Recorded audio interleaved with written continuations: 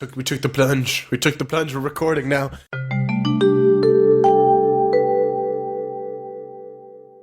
Hey everyone out there, welcome to YouTubers United, the podcast by growing YouTubers for growing YouTubers. Almost got it that time, it was almost perfect. I scrambled the words just a little bit. My name's Will, I'm here with my co-host Tristan. We are two growing YouTubers. We're not YouTube experts, but we are here to share our experiences with you about being on YouTube and about growing communities. I am prepared today because I've been a little bit sick as we finish off 2016, so I've got 2 whole glasses of water here to get me through the podcast, and we have some exciting stuff going on. Tristan just uploaded a video. I'm desperately trying to get a video finished before the new year, and we're going to do our first real channel review today from a fan, right after we give our new tube resolutions of 2017. We're so excited that the new year is coming. We want to dedicate ourselves to some things on the platform. So let's get right into it. Tristan, you put up a new video like 20 minutes ago, did you not? Yeah, probably about almost exactly an hour before we started recording, I released my latest abomination onto the internet. That's an evil Knievel move. Like, that is Daredevil. Upload a video and then give yourself an obligation to distract you from anything that could go wrong. How's it looking right now? It's good. Like I said, this is a video I've been working on more or less for a month. It is the first video in which I have a few hints of like the Step Back 2.0 mindset. Right. It is having some pretty good early velocity, looking like it's past 500 views in its first hour of being up, which is pretty good. And yeah, I'm really excited to have it come out. I've been desperate to make a new Step Back video for a long time. Just remember that there was a time for both of us less than a year ago when we both would have been thrilled to get 500 views total on a video, and now we're happy to get it in an hour. How times change. Yes. We're growing. Your video is this your longest video ever? Yes, by about 4 minutes. I think my longest video I ever made before this was about 12 minutes. If you don't count, there was a time when I was very much more strict on having a release schedule that was really regular, and there was one week where I couldn't make a video, and so what I did was I kind of just took some pictures that I liked from my series so far, and I made took a podcast from the other podcast that I do for the university, and I put it up there, and that was 20 minutes, but that, I don't know if that really counts. It's not really a step back video. Okay. Yeah, I also noticed not only is it longer, so we're talking about 16 minutes long, but you also have a lot more individual characters who have been designed and clothed in your Step Back 2.0 style, or your developing 2.0 style. Do you know, like, in combination with the extra minutes of video and the new figures, like, do you know a percentage time extra that you spent on this video? Have you done any calculations on that yet, or do you just know it took longer? If I were to make a guess, I'd probably think that this video took about 3 or 4 times longer than any video I'd done before. Wow. In sheer amount of hours, I think I did something like 6 to 10 times more original art for this video than any video I'd done before. Mm-hmm. That's part of the Step Back 2.0 stuff. So one of the things I really wanted to do was do more original art. Mm-hmm. And another thing I wanted to do was make my animation stronger. So this one is a Step Back 2.0 video in 2 factors, in research and in animation. So I haven't gotten to revamping script writing yet, and I won't until probably February when I do my February video, but I'm really happy with the results. I think that the animation style and a lot of the little details and a lot of the extra art, which is also monetizable because I'm going to start a Spreadshirt, like a t-shirt store where I'm going to put some of this stuff on t-shirts. Cool. So a lot of this stuff is going to be really good for making the channel, or making the animation at least something that I'm happier with. And I think that this video might be my most successful video to date if I'm lucky. All right, dude. Well, bold predictions here on the podcast about the video. I think I can see very clear that you're working hard on changing things in the videos, and there's a lot of things that are like, you know, from the the 2 videos back that you posted to now, a lot has changed. I'm excited to see how you keep working on this. In fact, you're going to be talking with my wife at some point. You're going to be like, she's interviewing you for a school project about your reinvention and about your business model and stuff. So I think it's weird here in our family. We're both rooting for you, like, big time.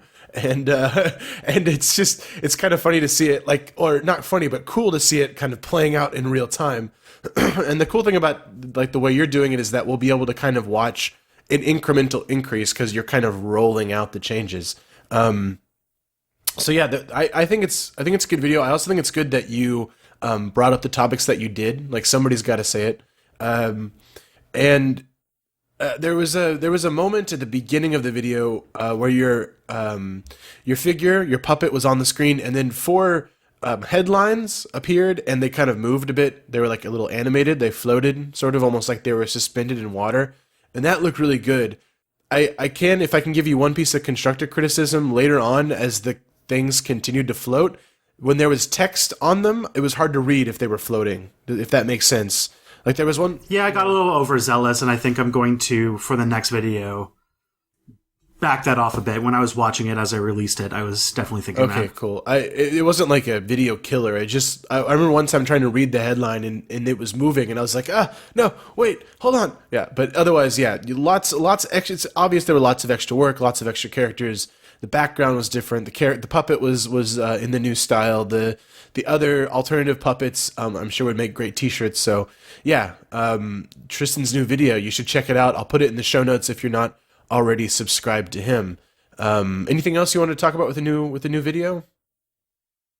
This is going to be, and I'd be interested to see, maybe when we come back in 2017, we can revisit this video, because there's some things that I want to see about how Step Back 2.0 pans out in, like, you know, in time, because I want to see if this ends up being one of my more successful videos, and if, like, you know, longer format, higher quality animation really makes, like, the observable difference. Another thing, sorry, I had my mic muted so I could cough. Another thing is that you are going to get a deluge of hate for this video, and I think you already know that, because you took a bold stance on some things, you made your opinions clear, and I mean, looking at the comment section as of an hour, it looks like it's mostly your subs, and so it's all good so far, but I'm sure that will change as... If the video ends up getting picked up in any way by the algorithm, then I'm sure the people that come will be very interesting to hear what they have to say. Oh yeah, I'm doing some very tight comment control. Cool. So already I've already had to delete probably about 10 or 11 comments. So, you know, it's already getting attention, if you will. But yeah, it's about hate groups. It's about the alt-right. I basically talk about how really terrifying the new president's going to be. So yeah, it's all... I have this whole kind of position that comes from, like, Glenn Greenwald, which is that when it comes to, like, because I get accused a lot of, like, why are you bringing politics into this, like, educational history video? Shouldn't you keep it out? And I'm saying, like, you know, politics and, like, these sorts of things, nobody doesn't have opinions. And Glenn Greenwald would say the only difference between, you know, journalists who say they're neutral and say and who aren't is that they admit what they are. And I would rather that people know what my position is than think that I'm just like, oh, I'm just being this objective, neutral observer, and, you know, saying... That's why Wolf Blitzer doesn't have a YouTube channel, I can only assume. Okay, so I just really quickly, I'll just give everyone an update on what I'm doing. So I'll be, like, totally honest. It's Sunday evening when we're recording this. I've recorded a video over the week. It's 26 minutes long. It's the longest video I've ever done. It is. It's cut together, and I've started putting images over it, over, like, the portions that need images. But yeah, my dream of getting it finished before the new year is looking dim, because I'm leaving on Friday for London, and I'm just gonna keep working all the way through. But I don't know. We'll just have to wait and see. I'm not gonna upload something that's inferior just because I miss a deadline, which sucks because it's already been like 6 or 8 weeks. I don't even want to think about it at this point. But yeah. Has it really been 6 weeks in Berlin? Yeah, I mean, I uploaded that on like the last day of October, the first day of November or something, and yeah, so it's just yeah, I'm overdue, but I'm not gonna post without without having a product that I'm comfortable with. On that note, we can move very smoothly into our New Year's resolutions for 2017, which we are dubbing New Tube Resolutions 2017. We're going to talk about what we want to see in our next 12 months on YouTube, what we want to accomplish, some dreams that we have, and we want to hear from you. What are you planning on doing in 2017? You can tweet us at YT United Podcast. Any of the social medias, you can type in YT United Podcast and let us know, ytunitedpodcast@gmail.com, all that good stuff. The reason I transition this way is because I'm delayed right now on uploading my video, Tristan, and I think the reason is because there's a flaw in my time management. I'm trying to balance work and making videos, and the writing process is taking way too long, and there's something holding up the process. So my first resolution of 2017 is to find the hole in my time management strategy and plug the hole so I can have a more regular schedule. How about you? What's your first 2017 resolution? Well, I think that the first thing that I really want to do in 2017 is roll out Step Back 2.0, like get my channel to a much higher quality, transition to a slower release schedule of higher quality, better research, better written content. And if I were to like put some sort of metric on that, like things to actually look for, I would say that I want to get my first video with 100,000 views this year. Oh yeah. What if you get it? What if your video that you just uploaded today hits 100,000 before 2017? Then what will you say? Then you'll have accomplished your resolution before the new year. Well, then I probably would want to, like, a lot of these things are focused on just me trying to beat my own records. I really want maybe a video that I feel really proud of the script. Mm-hmm. I've been, this is like a lifelong struggle for me, that writing has always been like one of the weaker parts of my skill set, but also one of the skills that I really want to have. And so if anything this year, I want a resolution to, I guess like it's a resolution more than a goal, to just say, I want to really focus on improving my writing this year. Interesting. I have something very similar. Before I tell it though, how do you want to go about improving your writing? Like, is there something we should be looking for as supporters of you and your project? Like, when we see X, we will know that Tristan's been working hard. Is there something in particular, or is it more abstract than that? There's a few things that I want to try and do. One, I want to spend way more time in research and have something that's a lot more like thick and nuanced. Two, I really want to put story elements into my scripts so that my videos don't just have me explaining something, but are like telling a story and more compelling. Mm-hmm. So I would think that I will feel like I've succeeded is if somebody watches one of my videos this year and actually has like an emotional reaction. Okay, cool. Well, it's actually really close. I want to work on my storytelling as well. I like storytelling, and I there's some storytellers out there that I really respect. And my goal for 2017 is to read some storytelling books or find some resources for storytelling so that I can improve my abilities and change up my format and my style, because I know that if something hit once, it might hit twice, but at some point things get old and people get bored of hearing the same way of telling a story over and over again. So I want to stay fresh and keep updating my strategy for 2017, find new sources, new role models to base myself off of. Yeah, the reason why I really wanted to hit this beat actually is because the Berlin video did like hit me a little in the feels, and I want to like get a little bit of that. Mm-hmm. And I had a really good idea for a Christmas video that had to get canceled due to time constraints. And I'll probably be doing it next year, and I'm hoping that I can sort of hit some of those beats. Sweet, dude. I support you in this effort to hit people in the feels as they watch your content. What's your next one? What's going on your channel for 2017?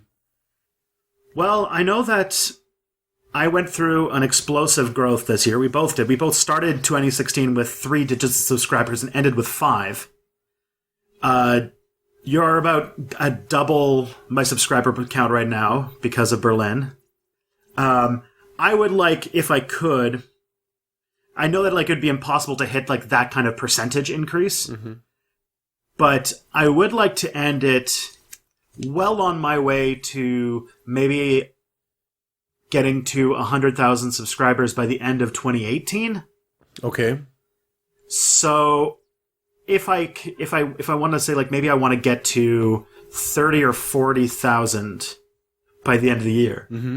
I'm a very conservative goal maker. Yeah, no doubt. And I think if I had one like breakout video, I could do it. It's weird. I didn't actually write down a subscriber goal for 2017. I can't even believe it. I don't know why. I guess I don't know. I don't have a reason why. I guess because of the Berlin video, I just have the feeling that one good video can take you from point A to point B, or at least halfway. And so I just felt like, okay, I need to focus on making the best content available and not look at that subscriber number. And that's the first time, I think, in all my months and now over a year of doing YouTube where I've had that mindset. I don't know, part of it's because I wrote down these goals, thinking specifically about storytelling and time management, but the idea that subscriber number didn't actually come in my brain is I actually can't believe it now that I'm sitting here talking about it. That's wild. But I guess if I had to give myself one, like be hovering around 100,000 subs in a year would be fantastic. But I'm hoping that all the other things that I'm planning will help me get there. It's not just like a number for me. Yeah, I think that like I'm super conservative because I think that giving myself a goal that's too high is going to result in stress more than motivation. Because as you saw with your Berlin video, as we've seen with like a lot of our videos that were not Berlin videos, that the internet is like getting something popular and getting something popular on YouTube especially is a little bit of a roulette wheel. It is, yeah. And if you don't realize that there is a luck factor, you can be really down on yourself and your mind can go to some pretty dark places if you don't kind of practice that little bit of self-care there. I think we talked in our last episode about getting to 100 subs, and I just remember how angry I was at times that I wasn't growing. I was angry at YouTube, angry at myself, just frustrated that I had to go through this really steep learning curve to get where I wanted to go. So yeah, it's easy to get down on yourself, and it's easy to set the bar way, way too high. And I know actually our buddy, well, first of all, congratulations to our buddy out there, Patrick from Name Explain. You've been growing fantastically in the last week, and heck, you could be number one in our little group of friends very soon if you keep it up. But him and I were talking once, and he said he's very conservative with his goal making, and even more conservative than you. I don't recall what his exact number was for 2016, but it was way below where he is now. So as long as you're working hard and producing content, you can set your goals wherever you want to set them, but just don't beat yourself up if you don't hit them, because in the end, you should be focusing on other things other than sub numbers for your benchmarks. I like your goal about working on time management and your goal on working on writing as a craft. I think those are the kinds of goals that are more important for you to sit on than like subscriber goals or success goals, even though we just got finished talking about what we want to get to. But I think that my YouTube resolution should just be every year to say, every year I want to beat the superlatives of the year before. So that means I want to have a video that's more successful than my most successful video of 2016, and I want to have a subscriber growth that by numbers is bigger than I got in 2016. Awesome. Good. Did you have any others? I've got a couple more on here that are. I have stretch goals, so I have a couple that are like things that I'm not seriously I don't think will actually happen, but that I want to see happen if at all possible. They're dreams rather than actual attainable things. Or at least one of them is. So I would like to get a series of sponsorships going. I'd like to be learning about how to get, sponsors onto my channel. I'd like to, yeah, I'd like to find either products or services that are related to my audience that they would find interesting and incorporate them in a way that doesn't come off as being spammy. I've started leaving like affiliate links to the books that I'm using in my channel descriptions. I think that's netted me about $5 so far, so I'm quitting my job tomorrow.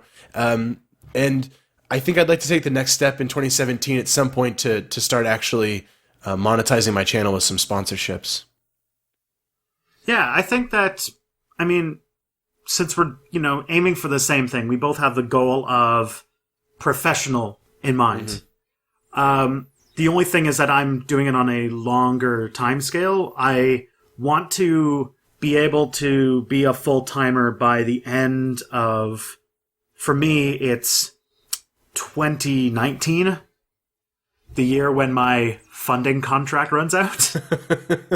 So, I have a steady job that I'm not going to do until 2019, and I'd love if I can grow Step Back to the point where once 2019 comes, then it can be just me and the dissertation and YouTube, and I don't have to, work for, UPS or something in order to get myself that last little bit. Hey, to anyone out there who works for UPS, we love you, and you're gonna do it as well. You can stop lifting that box now. Put it down, and just dream about the day you're gonna take off that brown uniform and put on whatever the hell you want to wear. Anyway, my last goal, since you transitioned that so well, my last goal actually is I'm starting my master's in August in Washington D.C. in political communication. That's not my resolution. That's already planned. But my thought is, my stretch goal for 2017 is that when I go and start that master's, that rather than finding a part-time job or even a full-time job to go along with my master's, rather I would just use my YouTube channel as my part-time job so that I can fund my master's and study and focus on my passion while I educate myself. That would be the best thing that could ever happen to me in 2017. That sounds like a good goal. I think, yeah, you've got a shorter horizon, but you're also a little further along down the road, so I wouldn't worry about it. But I think that includes a lot of big steps for you. That means this year you have to do stuff like you're going to have to think about your crowdfunding campaign.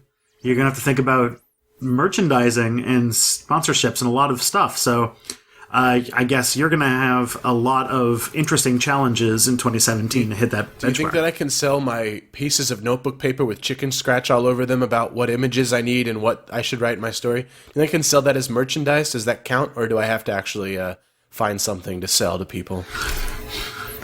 In your case, I think that you just need to look at assets you're making for each video and think about what would look good on a t-shirt. I know that all of the drawings you do are done by your wife, and I imagine that some of those could make some pretty decent t-shirts. Yeah. Well, the original figures were done by her, but for example, in the Berlin video, that was all done by me. She's always there for advice, though, and I thank God, because she has a much better eye for these things than I do. Yeah, I guess I can't market my... You're like, look through your videos and see what you can put on a t-shirt. My first thought was, I'll just put my face on a t-shirt. That's a bad idea. That's so stupid. Anyway, so 2017 new tube resolutions. If you got them, send them our way at YT United Podcast on Twitter. If you send them, I mean, I'll get on that account and I'll retweet them, as long as there's not like a flood. So... yeah, we're looking forward to seeing what you guys have planned for the next year. And be sure to use the term #NewTube resolution. Yes, NewTube. And we'll look at that. NewTube resolution. Awesome. So let's talk about the junkyard of boredom.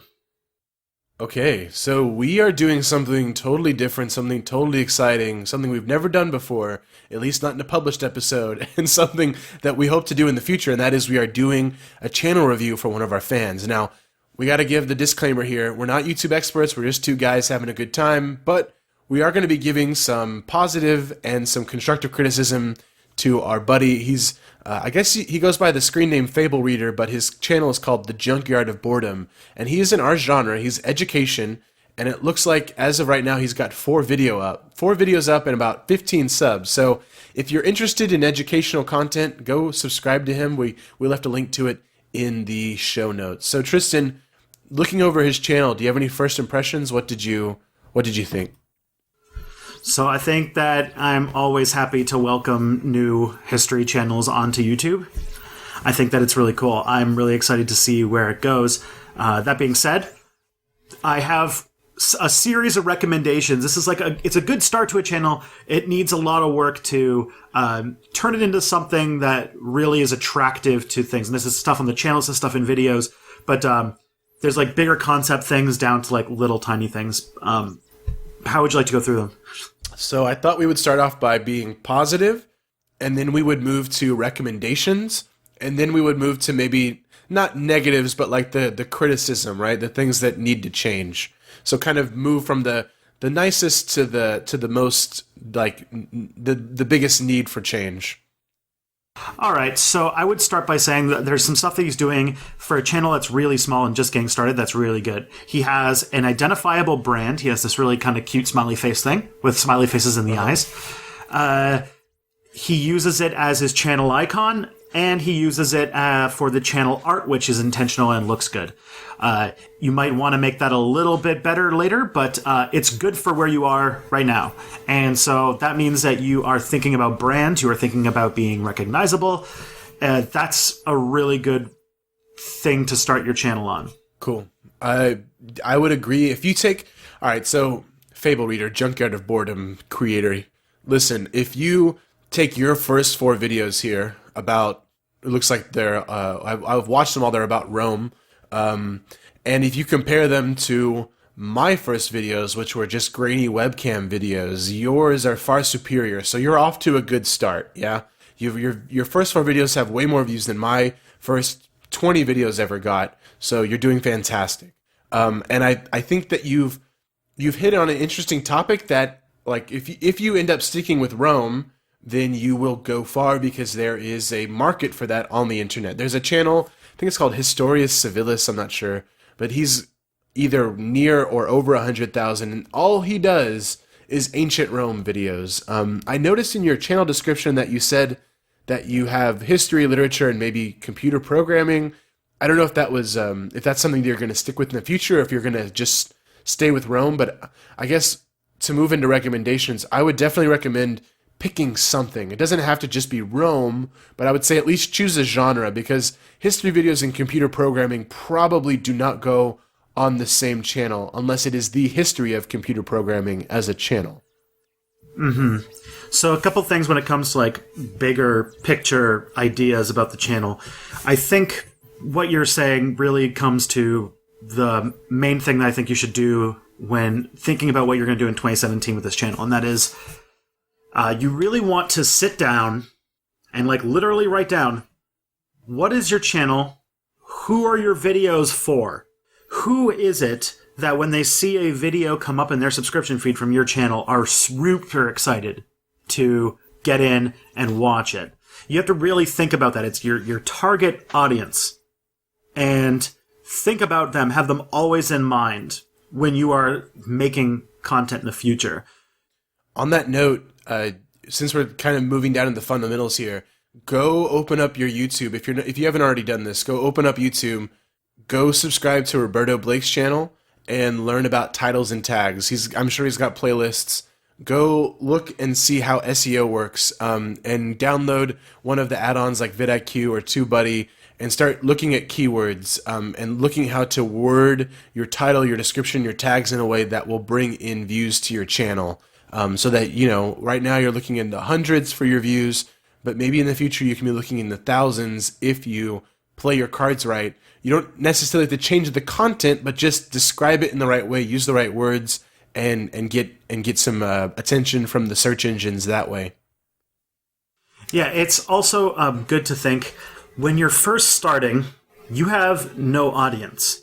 which means that you need to make your first few videos really targeted for search engine results. So if I were you, if you wanted to continue down this path of Rome, for example, I would be looking at things like maybe r Ask History, Quora, YouTube questions, things like that, and look for like what questions people are asking about Roman history. Oh, yeah. Then go on YouTube and look for which answers have not been done or have not been done well, and then make those, because you want to rope in your first subscribers, and the easiest way to go from the first few to the first like maybe 100, 200 subscribers and get that snowball rolling is to go through search engines. Which, by the way, I don't know if I mentioned this already, but I do like the Rome videos that you put up. Your I can't actually pronounce it, but the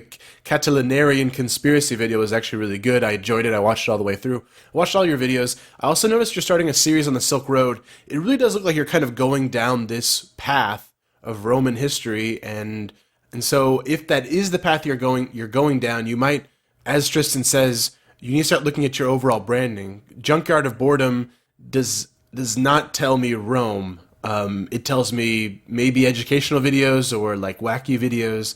It doesn't speak to me. It doesn't tell me that it's going to be about Rome. So I'm not saying to change your title, your channel name, not at all. But like Tristan is saying, think about what it is that you want to make and make sure that all your branding points in that direction. Another thing. I saw you started a series about the Silk Road. And I would just recommend that as you do, I think you said 27 of them about the Silk Road, I would highly recommend not putting the numbers on there, like not Silk Road Part 3, Silk Road Part 4. I've just noticed in my years of watching YouTube videos that Part 2s will always get less than Part 1s, and Part 3s will almost always get less than Part 2s. Almost always. And so titling and tagging things based on what's in each of those parts and not just calling it Part 1, Part 2, I think will lead to more overall views. And that could, if you're doing one of those a week, then by the time the year is halfway over, you could have had a really, really successful series that has boosted your channel way above Tristan and I's even. You never know. So yeah, keep it up. YouTube can never have enough educational channels. Also keep in mind though that you want to, if you're making videos in a series like that, you want to make sure that every episode can stand on its own as an episode. Mm-hmm. Like, really, really serialized content doesn't really work on YouTube quite yet. Yeah, exactly. I mean, yeah, quite yet. This isn't Netflix. Not so yet. This is something that you should really think about. Not yet. Yeah, sorry. Not yet. One day. Other things that also you could do when, like, I'm still focusing on the channel right now. You need to open up the advanced options on your channel, because right now you have it on just like the basic channel page. And you really need to open it up, because what you can do is you can create, you can control what new and returning subscribers see. There's a whole box that advanced channels get that you haven't set up yet, and you just need to turn it on. There's also, like modules you can plug in, so you can put in playlists, like a playlist of your best videos in order to show new viewers what the channel's about. It gives you space to make a channel trailer, which I think should be your next video project, because your channel will need a trailer to entice new subscribers. Possibly you could make an origin story video as well, which would be a short video where you just describe what the channel is and where you plan on going with it in a longer format than the trailer, but something to kind of be the video version of your value statement. Mm-hmm. And those are like the major things that I would say that could help the channel page be more warm to people subscribing and make you think, oh, look, this is a professional channel that really cares about the work they're doing. Yeah. Let's go from there. I actually had that written down as well. I got to format that channel page and make sure that once you do have a library of content, that it's easy to navigate, that you have playlists, and basically that you, for lack of a better word, lubricate people's way into watching more of your content.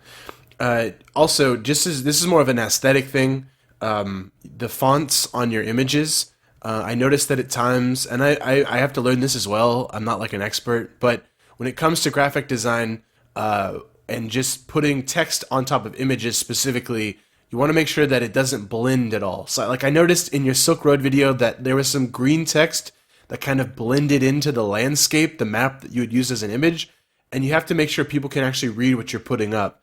The other thing is, I don't know if this is actually the case, but some of the images you were using struck me as things that might be copyrighted. Be sure that you don't use anything that's not either like off of Wikipedia is the safest way.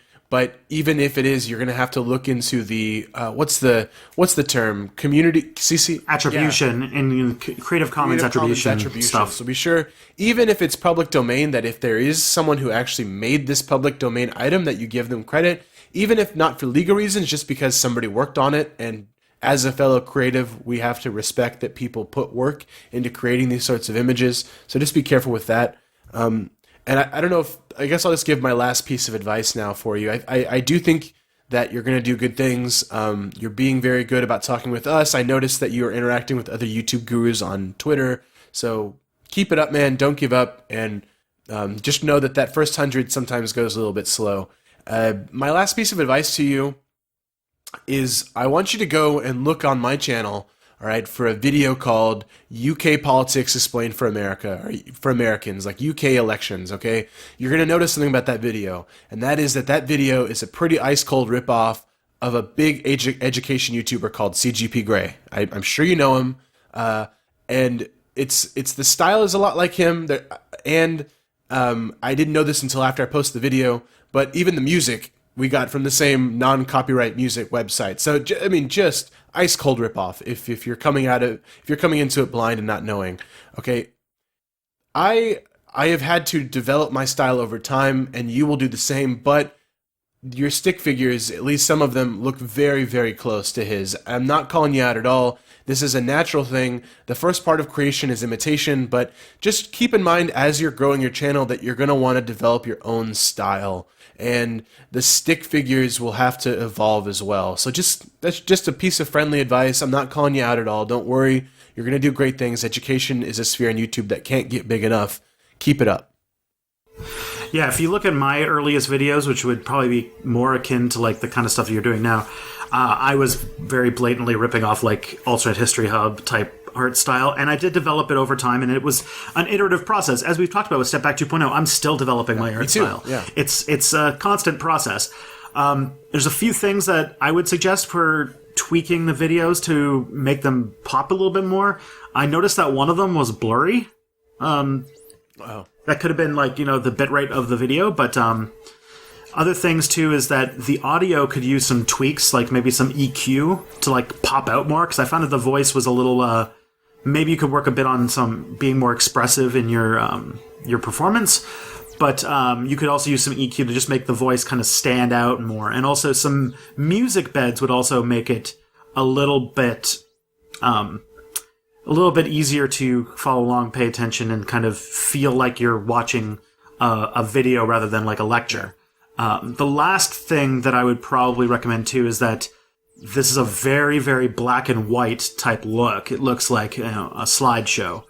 I would think that one thing you can consider doing is looking into more color, more design, building sets rather than set pieces, and kind of thinking about how much more you could add to making every video, every shot, something visually interesting to look at.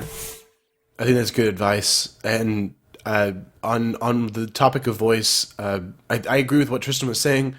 Also, just consider that, and I'm on the opposite end of the extreme, right? My videos tend to be a little bit slow, and even, I would say, sometimes borderline melodramatic. I try my best to not be that way. But I've been accused of having like a dramatic voice, and overplaying it sometimes. So I'm on the other end of the extreme. So just keep that in mind. But all of that to say, you don't have to do the fast talk neutral voice that is so ubiquitous on YouTube. Like if you go into the education sphere, there's a lot of fast talk neutral voices out there. Don't feel like you have to do that. If that style works for you, great. And I'm not ripping on those channels at all. There's a lot of fantastic YouTubers out there that talk really fast. That's just to say, you don't necessarily have to go down that road if you don't want to.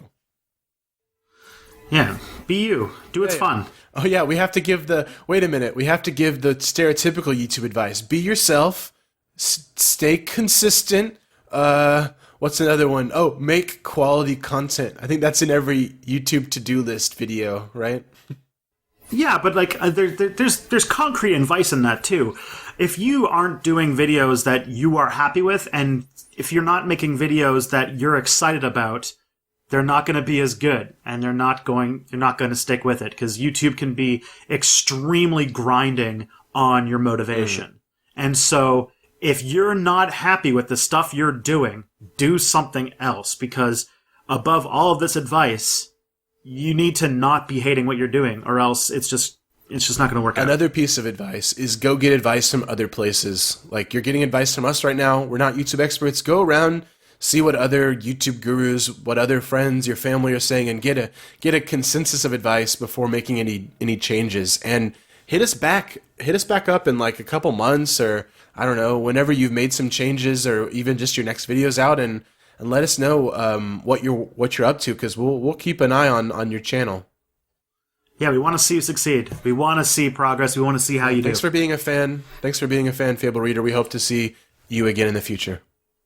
Yeah, I should say this is the first episode we did since we unsoft released the podcast, and we've been really warmly received. It's been very humbling. Yeah, thank you everyone who's watched. Look at me, still in YouTube mode. Thanks to everyone who's listened, and we really do appreciate your support. We hope that you can kind of experience this journey with us. I know that most of the people listening are also on this journey.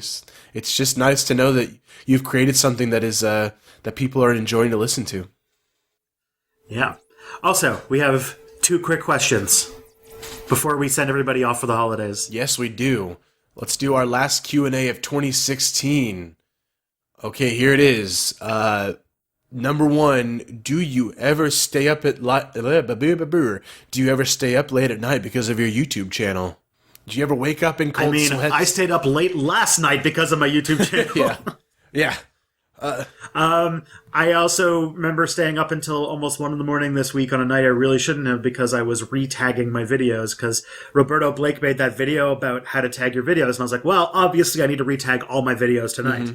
And so I was doing that. One thing we need to ask Roberto, maybe we can tweet at him or something, but I'm curious, I know this in his how to tag video that he's using in browser. So TubeBuddy gives you a rank on your tag. Like if you've got a certain tag in, it'll say, okay, you're number 3 if you search for that tag in the YouTube search bar. But I always notice a difference between when I'm searching and when I search in incognito mode. And I can imagine there's even a bigger difference if you completely change the IP address or something. So I wonder if rankings are skewed on TubeBuddy because of the TubeBuddy looking on your computer to see how you rank, or if that's not a problem at all. That's a good question. There you go. But yes, that's a good video. Anybody who's interested in doing that should go watch it. I guess I have a personal experience from just a few nights ago that I've been kind of feeling sick anyway, waking up with a sore throat, and just how so happens that a few nights ago I got up. I think I was dreaming about getting this 26-minute long video finished, and just stressing out about it because I really wanted to get something up before 2017, and it might not happen. So yeah, sometimes I get up from stress, but honestly, I'm actually someone who goes to bed pretty early, and when I need to work extra on a video, I get up early rather than staying up late, because I just don't operate well after about 9 p.m. My productivity drops. I'm much more productive getting up at 5 if I have to, or getting up at 6 more realistically, than I am staying up until 3. Yeah. That being said, I've still, stuck with it even when I really shouldn't have. But that's part of the ADHD and the hyper-focusing stuff, so... Cool.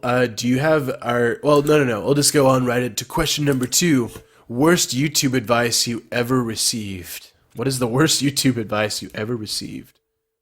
Oh, geez. I think the worst YouTube advice that I've ever received was probably make all of your videos 10 minutes long, no matter what the content says to you. And... also to put a bunch of stuff a bunch of keywords from other videos into your tags. And lastly, I think the best worst advice that I ever got was reach out to people to solicit for collaboration videos. And I'm saying that with some nuance because it's saying that is something you should do, but it's something that you should be diplomatic about. And unfortunately, that advice, that's very common advice, results in a lot of really kind of rude people reaching out to you and just being like, I want to collaborate with you. And you're like, okay. Don't do that. Don't, at least make the word collaboration not come into like the third or fourth email with somebody. Exactly. Good. Yeah, I saw someone, this is my worst advice that I got when I was first starting off, was like, someone posted a guide and they said, ask for ratings and and if you want to get lots of views, you should do video responses. I was looking for these features and I was like, I remember them from like the old days of YouTube. Is that still a thing? But no, it was just like way outdated, right? Like the star ratings on videos they used to have and how long has it been since you could look below a YouTube channel and see video responses to that video? It's been ages.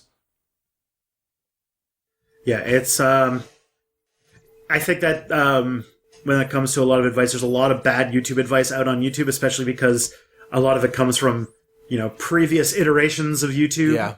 As we spoke about, the algorithm changed last week, which means a lot of the steadfast advice people had is starting to warp. Yeah, so, the idea that just make, like, this is really outdated now. Even just a couple years ago, it was outdated. Was make snappy 3-minute videos. Make snappy 1 to 2 minute. Make them short and sweet. And I mean, that's not necessarily bad advice if that's what you're going for, if that's your style. But YouTube wants minutes to watch, so I mean. In theory, you could create a long watch session by having people watch lots of 3-minute snappy videos, but that's not necessarily like a guaranteed bullet for success. It could be that long videos are the best way to go now. So, yeah, that was also kind of a bad piece of advice that I saw. I got one more bad piece of advice, and that was people a lot of times say, just keep going no matter what. Put your head down and keep going. That's not necessarily bad advice. But I would just caveat that by saying keep going, keep posting, keep working at it, but also be ready to adapt. If what you're doing is not working, you have to try new things. You can't keep uploading garbage, or at least if you're uploading consistently for a long time and not getting results, you need to be trying new things. You can't just keep banging your head against the wall. You have to be willing to make changes to your style. Yep. I like what Will said there. Yeah. Oh my gosh, it's almost 2017. The new 2 resolution. I can hear the jingle bells. Yeah, I was could see the champagne and the top hats. It's happening. Dude, if I open my window, you might be able to hear the Christmas market, the German Christmas market about a block away from where I live. There's hot red wine. It's called Glühwein. It's mulled wine, I think they call it in the UK. It's delicious. There's obviously it's Germany. There's sausages. There's like really hot fries, freshly fried. Oh man, it's great. And if you look outside my window, there's a blizzard because we probably have about maybe 15, 20 centimeters of snow outside. No joke. Oh, yeah. Canada. Man, great place. I mean, I thought I lived somewhere kind of cold, but it hasn't snowed yet. At least maybe like a very small amount. But, man. Oh, yeah. It's been between 0 and negative 13 all week. It's already began. Oh, man. Wait, so we're now talking in Celsius. For our American listeners, that means like 20 degrees, I think, Fahrenheit. If it's negative 13 degrees Celsius, right? Maybe 25 degrees Fahrenheit. Yeah, zero is, man, this is the most, everyone listen closely. This will really help your YouTube channel. 32 degrees Fahrenheit is 0 degrees Celsius, I think. If you're a science YouTuber, email us and tell us how to figure this out easily. Whites United Podcast. And if you're a science YouTuber, if there's one piece of advice I have for a lot of YouTube channels who do science, when you do temperatures, stop just doing it in Fahrenheit. I think I've been watching Windover Productions for the last months, and I know he always gets a lot of hate, or not hate, but he always gets ragged on for using feet and not like meters. And I almost feel like now he's doing it just to be like, no, I'm not changing. I'm sticking with my imperial system, and you can't make me do the metric system. Stay back. No, excuse me, while I describe every country on Yes. Earth. Oh, dude, I like that video. Anyway, It's a runaway success. It's really, he's full of surprises. Wendover, come on our show, talk to us. Anyway, everyone have a great New Year's, and we'll see you fresh in 2017. Wait. If you liked this podcast, you should subscribe to it on iTunes or on YouTube, whichever one you like. One more YouTube resolution. If you go on iTunes and you like this podcast, you should leave a review and give us a nice 5-star rating, because that actually still works in yes, iTunes. it does. And one. If you have any questions, or if you want to have your channel get picked at by us, like little vultures we are, ytunitedpodcast@gmail.com. We are on the Twitters, we are on the Facebooks, we are on the YouTubes, we're on the Twitters, we're everywhere. Find us, and have an awesome holiday. Bye. Bye!